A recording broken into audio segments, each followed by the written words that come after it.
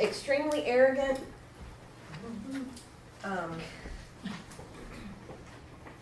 View themselves. We know this. You know this personality. Okay. Very self-centered. It is all about me. I absolutely have no regard for you. Only care about you as to how you can give me the admiration that I need. Hi. And so I'm very charismatic because I know how to elicit that attention from you and that admiration from you. But I have nothing for you. I just like people to like me. Is factitious disorder a part of this? Or do people with narcissism I would honestly have to look at that. or Munchausen? Munchausen? We're going down a rabbit hole. No, I'm just curious because it But, seems like it's very parallel. yeah. Something to look into. But when I teach Munchausen's, that's a need, let's not go there. Okay. That's a need for attention in a different way. Oh, okay. Yeah, and it's a pathology anyway. No But, problem. You're fine. it's okay, it's an interesting, but it's a deep rabbit hole, different from this. Grandiose views of themselves, very important. They exaggerate their achievements, maybe lie. And they're convinced of their own power and beauty and importance. This is the person that you really have to watch around the one we just talked about, the person who's constantly seeking, attention and will give you tons of attention. Oh, I think you're great. You're my best friend. Oh, you're so wonderful. Oh, you're so good looking. I'm so glad you got admitted today. We're just going to be great friends. You're going to go out after we get out. And then the narcissist just hones right in on that person. Hey, how are you? And then you have a very psychotic unhealthy issue relationship. And so, and these people can be very charismatic. You may not realize what you're dealing with until it's way too late. Theories on this behavior is that they came from cold and rejecting parents. And remember we talked about in Unit 1 about personality development and psychoanalytic theory and Freud and them. Is that what happened way back there as a child really impacted your development. So the thought is this personality didn't develop appropriately because of the parents just really cold and rejecting them.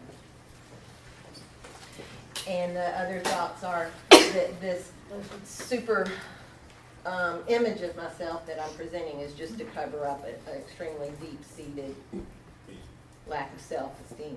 I don't really think all that about myself. But again, this is not somebody acknowledging, oh, I got such low self-esteem. I'm going to go out and convince everybody I'm great. That's not happening. They're saying this is on some sort of subconscious level, low self-esteem and on. So all of this personality is to defend that at the heart. Because they don't think they have anything wrong. Now, if I'm suffering from depression and I realize I've got low self-esteem, see, something else different, and I go in and I need some therapy, behavioral therapy, help me work on my image. We're happy. It could be that there is more evidence that there could have been abuse as children, and they could have been taught to overvalue themselves. Some of it been learned, depending on how their parents raised them. And I kind of take offense to the last one, the higher a firstborn or only child, because I'm an only child. But they do see a higher incidence of it in firstborn and only children. So what do you do? You've got to be very self-aware when you're working with this person. Because they're going to try to manipulate you and your weaknesses, so you need to be self-aware. Avoid being lured into anger and frustration. Watch yourself. They're going to be luring you in. Very matter-of-fact approach. Just straightforward. That's going to be up with a lot of this, very straightforward, matter-of-fact. I need you to do this. I'm going to be your nurse today. We're going to work on a few things, a couple of our goals are these. How are you doing today? Hi, how are you doing? Woo. woo, let's get up now. Very matter of fact. No medications help with this disorder. You're going to have to really work on your limit settings. You know, we're talking about if you're in a milieu setting and you are dealing with this client, limit settings. Cognitive behavioral family, behavioral therapy may help.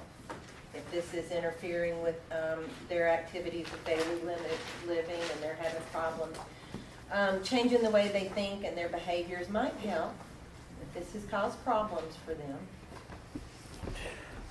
And they may benefit from family or group therapy.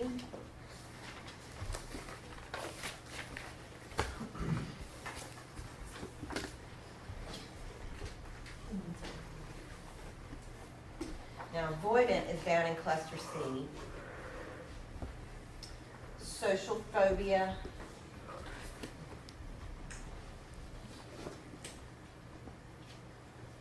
These people don't have relationships because they're afraid of the relationship, seldom try anything new, shy, awkward, self-conscious, have trouble forming intimate relationships, equal in men and women. Now, if this person seeks therapy, you know, things just aren't working out for me. I really struggle having relationships and all, and they go seek a therapist. They're looking for acceptance and affection. So you provide them support, pointing out the good things they do. It's really good you came to therapy. We can work on some things and help get you some outcomes in your daily life that make you feel better about yourself and get you things you want in life. When they do actions, that was good. You did good with that. No, that, you know, reassurance. See how your approach is a little bit different here than with the narcissist. You teach social skills. Again, helping them explore positive aspects about yourself. You kind of go back to the debriefing in the sim lab. We can list off all sorts of positive things you did in the sim lab, and y'all are like, yeah, no, nothing went good in the sim lab. Nothing. And then we're like, yeah, but this went good. No, it was awful. But when we say we let you explore what went well in the sim lab, you have to sit there for a minute and think, don't you? Think for a few minutes. And then you think, well, you know, we communicate good with each other, and when you explore your own feelings of what went well, it makes more sense then, because we could sit there and tell you stuff all day, and you're like, I just want to get out of here, that was horrible. So, same with clients. You can have a patient, especially somebody who's struggling with all those feelings of inadequacy, and it's a personality, it's just the way they are. And I can just sit there and say, oh, you're great, you know, you're a good student, you did good in the sim lab, you took that blood pressure really good. They wouldn't hear what I had to say, so exploring their personal aspects of themselves. Antidepressants may help this person, because you kind of see how that personality is, just kind of insecure, some anxieties, and also some antidepressants may help with keeping those neurotransmitters circulating. And they could benefit from individual therapy and group therapy. Individual therapy where they're giving feedback and all, and then as a group, they can do feedback and exploring, but they can also watch other people and role model behaviors and help them feel like they fit in better, and to realistically help them fit in more. Theories on this behavior: harsh criticism and rejection in early childhood. If you were just judged harshly as a little kid when you're trying to do things, then kind of your perception is that everybody's doing that to you all the time. You may think people are doing it to you and they're not even paying attention to you. And so then you end up being awkward, and socially, fitting in socially is hard. There could be a biological component, and it may be related to social anxiety disorder, so it could be an anxiety disorder, you know, not just their personality. And when you say biological component, it may be that they respond to some medications that level out that biological chemical things going on. And these people tend to, from infancy on, have a timid temperament. Temperament was one of those terms in hang on, this could- okay. Dependent.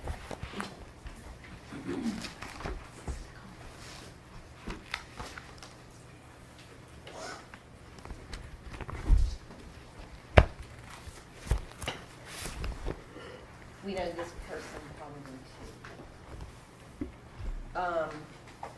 Any relationship is better than no relationship at all. Will stay in a relationship no matter what.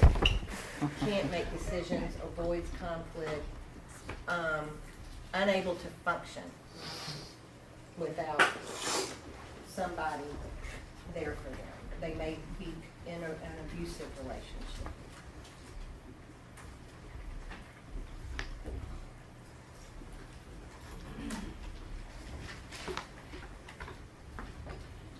This is a family member of a patient you're taking care of, and the patient is really in a bad shape, and this person is having to make medical decisions and all. They're going to be almost unable to function in that role. You're going to need help with this person, social services, whatever you can get to come in, family to help with this person. They can't make decisions on their own. They're very pessimistic. Well, you know, you can do this, that won't work.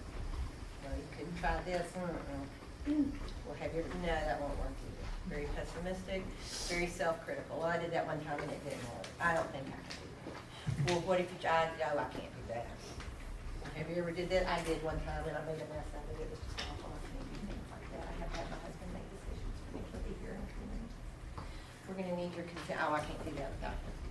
See what I'm saying? Just unable to function and make decisions on their own, totally dependent.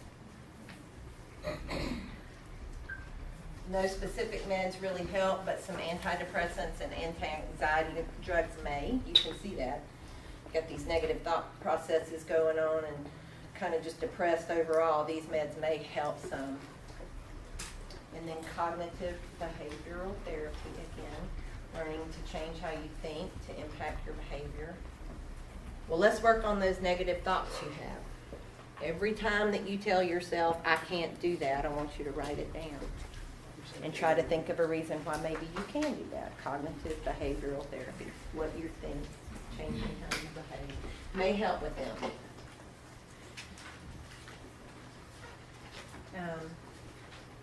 And the goal is for them just to be more independent and have meaningful relationships. Not be in a relationship just because they're desperate to have somebody there to help them. But to be in a relationship because you want to be in a relationship with someone. And it's a good therapeutic relationship. Obviously, theories on this is that parents were over-involved and made all of their decisions for them and didn't let them make any decisions. This kind of is more along Munchausen's line. You have a parent that actually liked the child to be dependent on them. Oh, you went out there and tried to go to the park without mom. It scared you, didn't it? So, you know, that could have been the situation. You know, when your child takes a normal little step to try to be independent and just, can't do that without me. So that could be the theory there.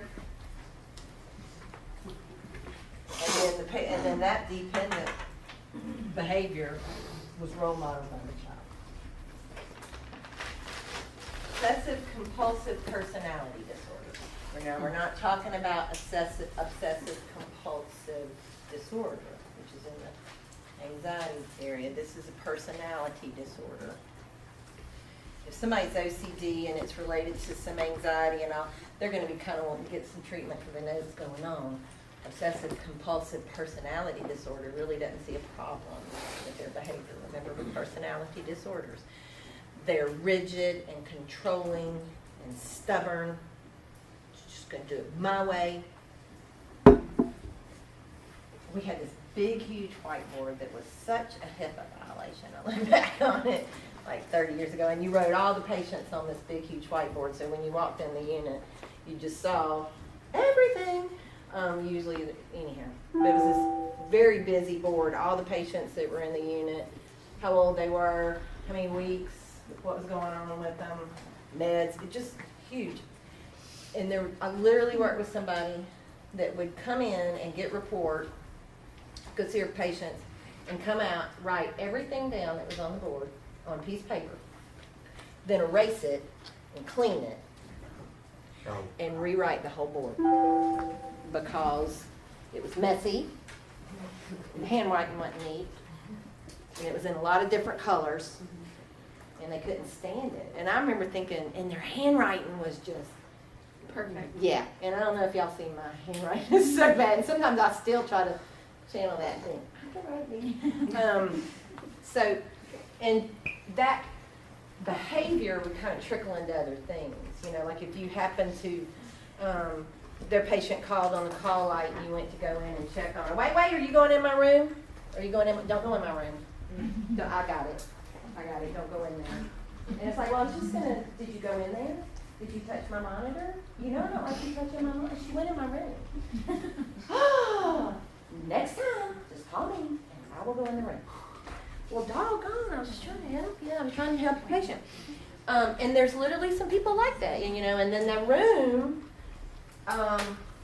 is, every line is labeled and it's color coded and it goes to the side and it's labeled at the side too. The Pitocin has yellow, the mag is pink, and the main line is green. And, you know, so very controlling, very rigid. And some of it's really good, comes in handy, very organized, very safe, and, you know, and handwriting. The board looked great. You could read it really good. But it would trickle over into, and that was also the type of person to say, don't talk to me till 10 in the morning. I'm doing stuff. Just don't talk to me till 10. And it was like, well, what if I needed you to do something at 8 o'clock? So, very rigid, very structured, and don't think they have a problem.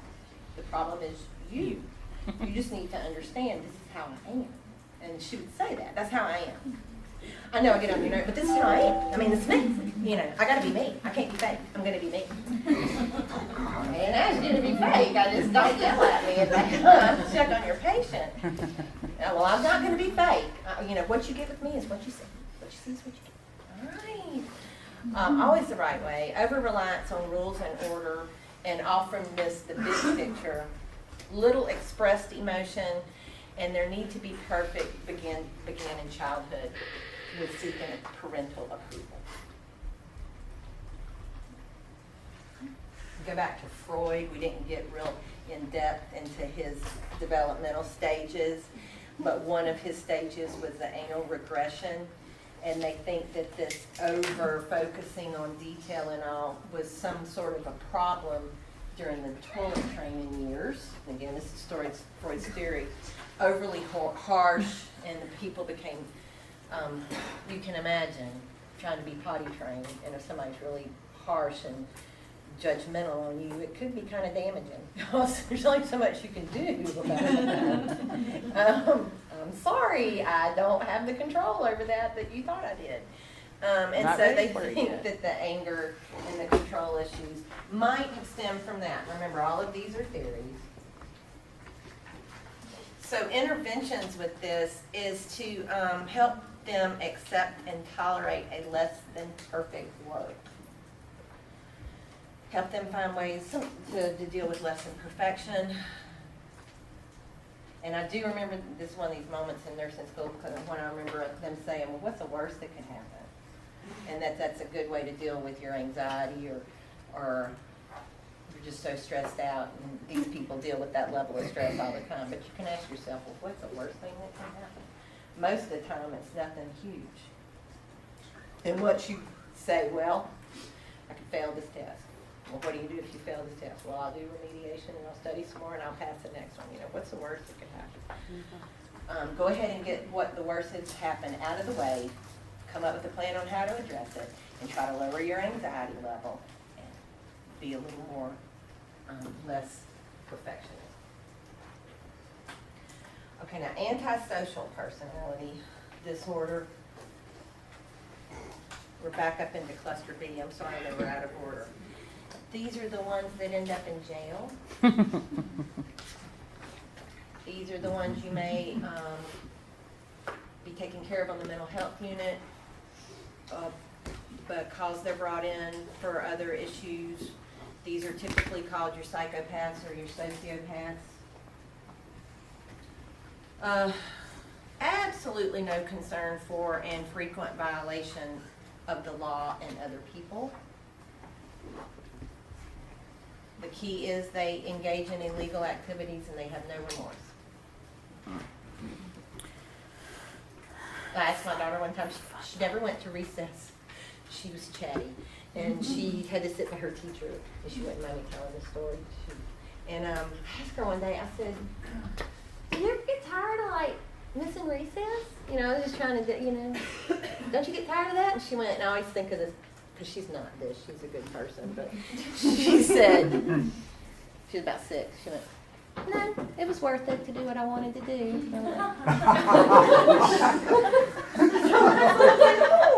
I see her in jail. Well, it was worth it to do what I wanted to do. She's such a good person. She's great with people, but I always think of that one thing. No remorse. These people, they may be dangerous physically and emotionally. And in the DSM-5, they need to be at least 18 to come up with this diagnosis, 18-year-old. So then, how do you address it when they're younger? It was a lot of those those conduct disorders that we talked about in adolescent and the pediatric unit, and we talked about they could have violent outbursts and all of that. And then it progresses to this? Mm-hmm, and it may end up here. Now, there's not huge links. But you're not going to just take a 12-year-old and go, oh, well, they have an antisocial personality disorder. It still could be developmental outbursts. It could be something neurologic, making a child act out. But if they haven't gotten a handle on things, and you get to at least 18 years old and you've seen some of it before, then you start looking at, this is just the way they are. See? It's 50% of the prison population. Mm. Yeah, I don't want to go there. They have a history of some problems in their childhood, like we were saying. They appear normal, charming, engaging.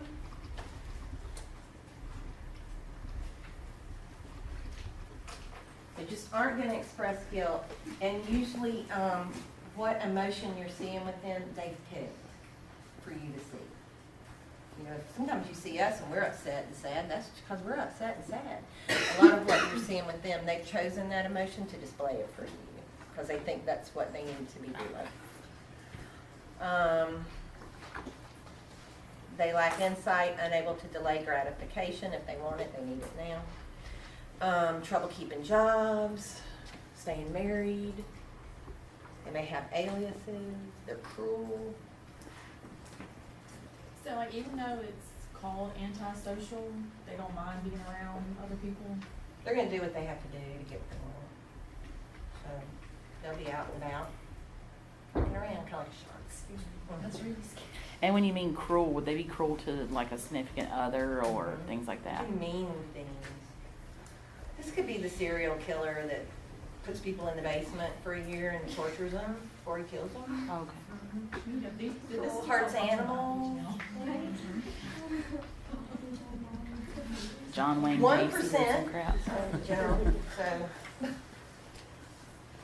least one of us. More common in men. And here we see the part with children with conduct We go disorder on Front Street. accompanied by ADHD are at a higher risk. See how they high risk, and we're not linking it, but it's a higher risk. With that combination. It could be possibly genetic that they really just don't understand or appreciate the importance of other people's needs. Could be genetic. It could be learned through, the way they were raised.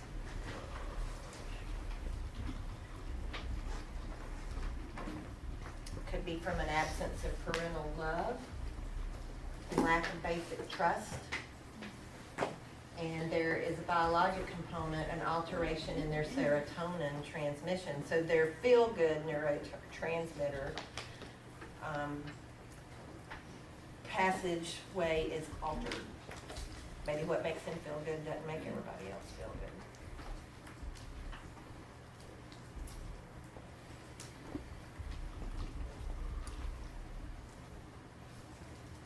So if you're caring for this person, they're going to be very defensive. These people in group therapy will not go very well. First of all, they don't care about anybody else in the group. I don't want to sit here and listen to your problems. I don't even care about you. And I don't have a problem, so it's not, you know, they may be, you're going to have to work on the million. They could actually become violent, and they tend to not take very good care of themselves sometimes because they're living just a risky lifestyle. So, limit setting, focus on the behavior. You know, you can't act out and do this in group therapy. Are you talking about me? No, I'm not talking about you. I'm talking about this specific behavior is not okay in this setting. Teach patients to solve problems effectively and manage their emotions, and try to redirect them from blaming other people. I wouldn't have hit him if he hadn't have done that to me. I mean, it's not, hey, not my fault. He shouldn't have done whatever. So you're just trying to work with this. It's hard. Do you ever have one that you had to deal with? You're going to take care of them. Oh, yeah. On every unit. Yeah. And some family members, you can tell.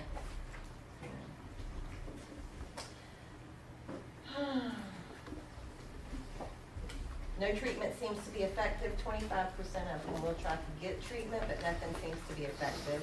Lack of conscience or a desire to change, tend to be angry and manipulative. Most treatments have little to no impact on them. It's hard to grow a conscience or teach somebody how to have a conscience. How to have empathy, you know, for other people. Okay, borderline. This is just a pervasive pattern of unstable interpersonal relationship, unstable self-image, unstable affect, and it's marked by impulsivity. More women.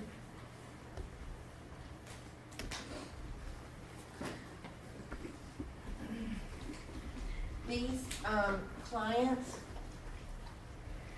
are very manipulative, often extremely charismatic. They are demanding and needy and angry. You may not see all of that, but underlying, this is what's going on. And these people with borderline are known for splitting behavior.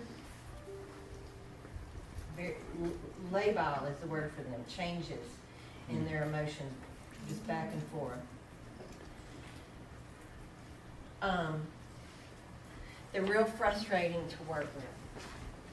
I often say if you have a family member that ruins every holiday, they may be a borderline personality. They're real concrete thinkers in that it's either all good or all bad. And that's what I had last week in the lab.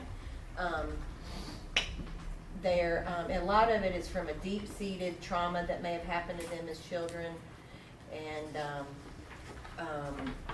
some problems with trust. And so any perceived affront to them, all of a sudden you go to the bad category. I liked you a lot. Hey, you're the best nurse I've had. And then it's like, well, you're not going to be able to sit in bed. I need you to get up and walk. Oh yeah, you changed that script real Yes. quick. Yeah. Like, do y'all like I don't her? like you no more. I don't like her. I know. I was like, Yeah, and they're real. And if you've been, they can be very manipulative, really, really nice people, and you think you're fine until you're on the outs with them. Like you see a lot of substance abuse, Depression and anxiety are closely linked with this personality disorder, and a lot of what they're doing is trying to mask these feelings. The substance use is self-medicating, pain, the anxiety they feel.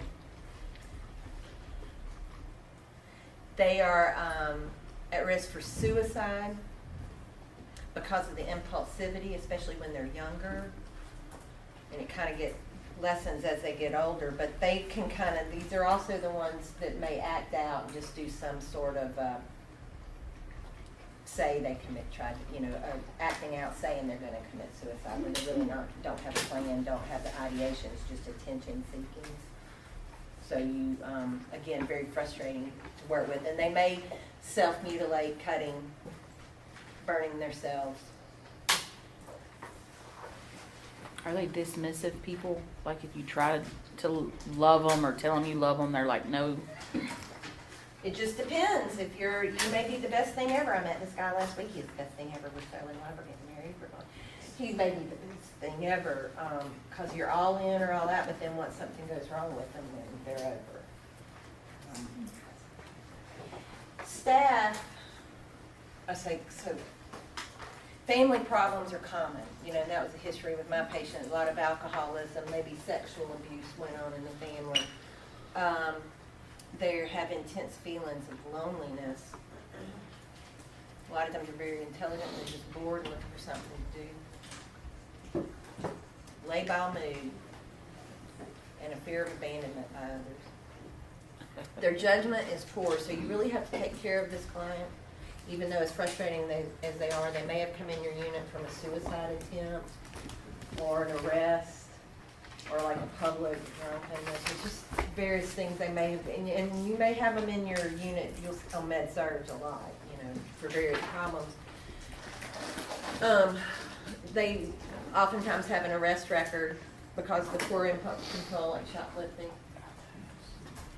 And staff have to work together to take care of this client.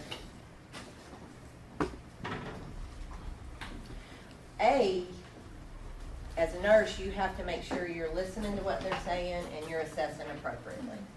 This can't be the patient if you're like, oh my God, she's here all the time. She says that happens all the time. I'm not checking it. And then, well, shame on you. You could have missed what was wrong with them. So always follow your assessment, your nursing process. On a mental health unit, anywhere, but on a mental health unit, they're more used to caring for this client and recognize what's going on. And if splitting's going on, where they're pitting staff against staff, then as a unit, you're like, and you discuss, we have Miss Johnson down in room 2. She's a diagnosed borderline personality type, and she's been doing a lot of splitting between day shift and night shift, so everybody just be on alert for that. So, and it's just what, I did. I'm so glad you're here. They tried to kill me last night. Do you know that nurse? And they'll start talking about another nurse to you and trying to turn you against the other nurse. And I'm going to go report you. And you're like, oh my God, it's so awful they did that. Now, I don't blow off what you told me. Really? Well, what did she do to you last night? Well, let me take a look at it. You didn't get your pain meds? Well, I'll go look and come back with you. But what you can't do is move into that manipulation with them, be drawn into it. Because all they're trying, it's just a trait of this personality. They're wanting that attention from you, and it works better the more disruption and more chaos they can create. Makes them feel weird, it puts them at the center of all that attention. And you can just see how it can create a problem. And also within relationships with the family. If you're splitting with staff, imagine what goes on in a family, splitting family members. Do you know what, my sister did to me? And then telling mom what this sister, and just creating chaos. It's just a trail of chaos behind these people because of their issues with relationships. My grandmother too. They are known for self-mutilation, also some binging and purging, abuse of drugs, unprotected sex, reckless behavior in general. Theories. They may have lower brain serotonin. And so those normal feel-good emotions that serotonin helps, carry in your brain aren't there. Close relatives are 5 times more likely to have the disorder, so there's a genetic component. Intense fear of abandonment. And the theories are there that lack of early attention from their parents, or lack of completing of one of those stages as a toddler. We talked about Piaget and the stages of development. And they might not have successfully separated from their parents as a toddler, and so they're still struggling with relationships. Something went on. First and foremost, concern for suicide.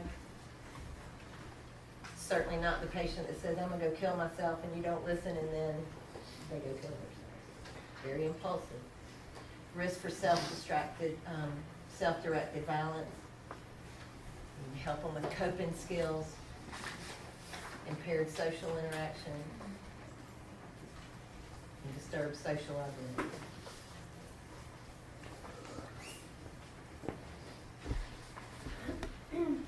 The interventions for these type patients is mainly promote safety, try to cut down on those activities that they do that cause self-harm.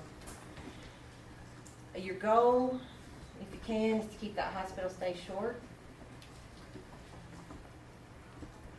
Because they could get into your unit and like the attention they're getting, like the environment they're in, made some relationships with some of the other patients.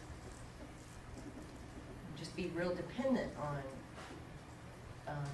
staying in an inpatient setting, which is not what you want. You want them to be building some independence. They may like that setting.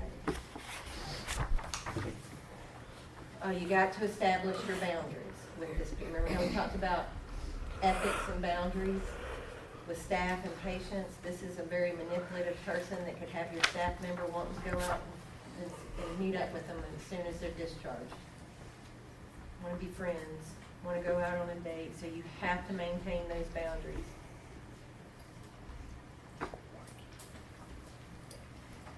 You want to work on reshaping their thinking patterns and get them away from the crisis. Your day just needs to be a normal day. You get up, you have breakfast, you go to work, you do this, and try to avoid this frantic, desperate behaviors. It's always a crisis with them, because within that crisis, you get a lot of attention. So you're training them to have just a normal day.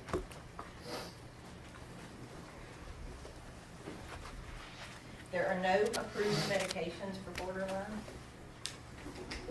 You can use some psychotropics, anticonvulsants for mood stabilizing effects. We're going to talk about mood stabilizers and anxiety.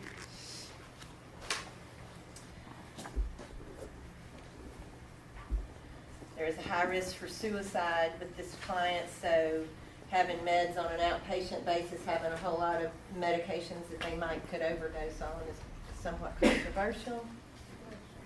Bless you.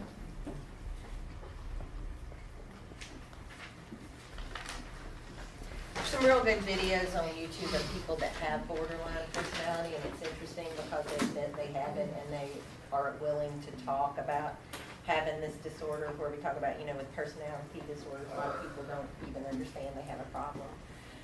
But when you hear them talking about being borderline, it is a lot about recognizing what they're feeling and what they're thinking to themselves and trying to have a more normal, a more healthy response to their emotions instead of just jumping on every emotion that comes up and impulsively doing things. And it's especially good to listen to them when they talk about splitting and about how if somebody does something wrong for them, that's just like a light switch for them, and how they work on trying not to just destroy relationships because somebody did one little thing to them, and trying to put those things into perspective and watch other people cope with day-to-day give and take of relationship. It kind of just foreign to them. I see these two people fight and then they get along, and they're like, I don't understand that. If you make me mad, that's it.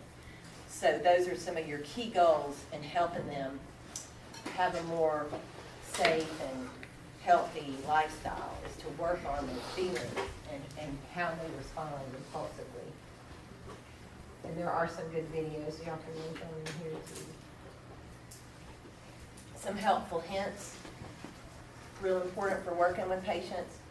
Talk to your colleagues about your feelings of frustration to help y'all deal with it.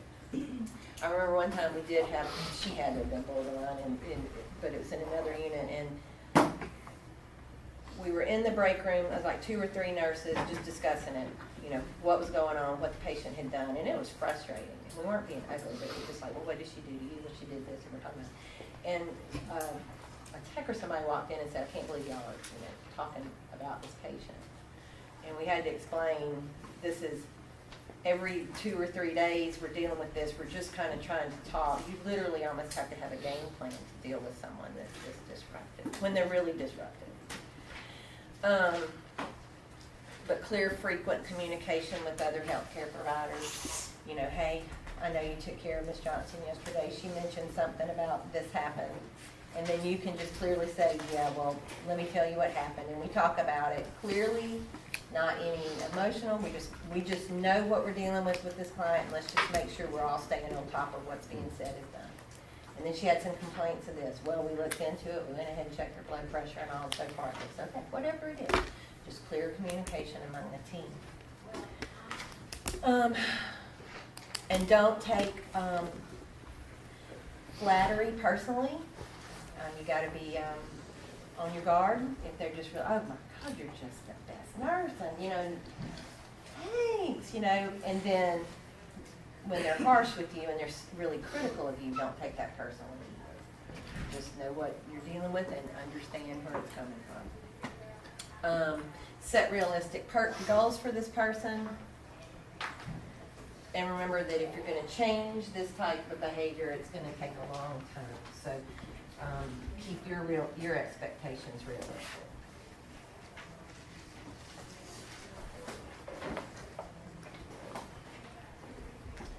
So that is the end of that. We will take a break till 10 after, and then we'll come back and do clinical orientation.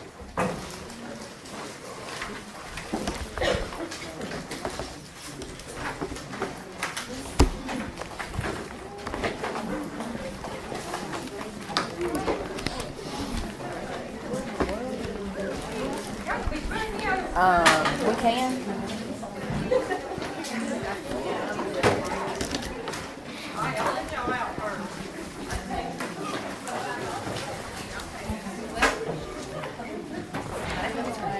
Everybody's just gonna sit there.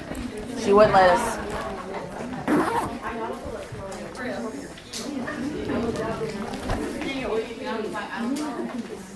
Yeah, she told us no.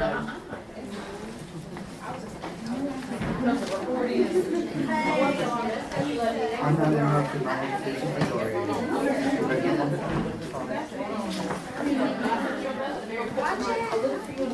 Because I'm sitting there doing one story. She told us no.